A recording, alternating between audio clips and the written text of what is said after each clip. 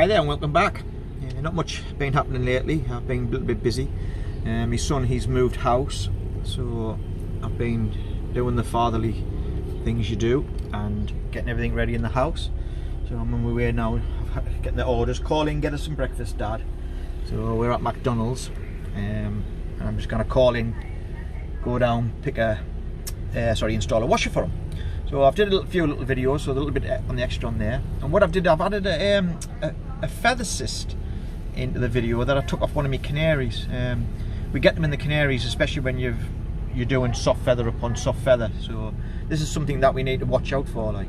Yeah, just getting the breakfast for him. Yeah, I've added this feather cyst. I took off one of my canaries the other day. I won't be breeding off that canary because if you find a canary with these cysts on, you don't breed off them.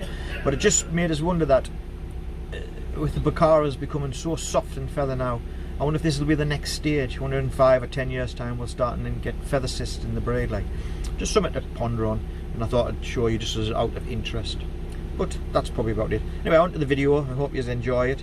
Like you say all the time, if you've got anything that you want to talk about or anything you just want to do as a video on, just leave it in the comments, shoot us a message. We'll try and fit it all in.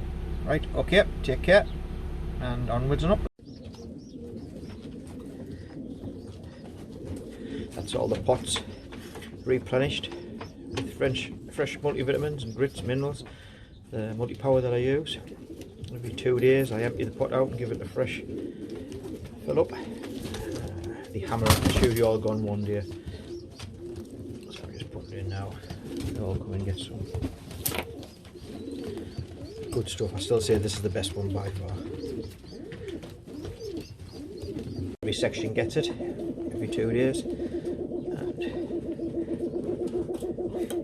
they go at it as if they never get fed with it, like, but they get it every day, like. Sorry, every other day they get a fresh full pot.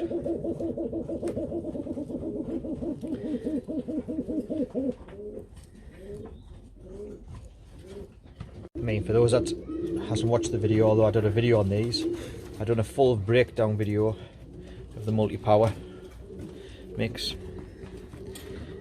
You want to increase the health and vitality of your pigeons. 16 quid for a bucket of this. You'll see a difference within a couple of weeks.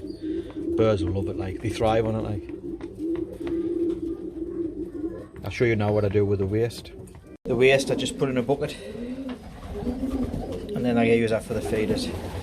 The feeders will demolish this, and then I'll put some fresh on top of it. And that pretty much takes care of it all. The waste in for the feeders.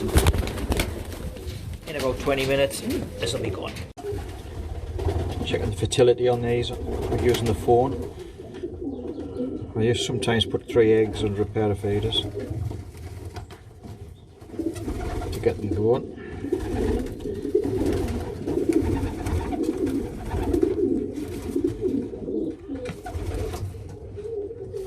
3 out of 3. See the embryo and all the veins coming off it.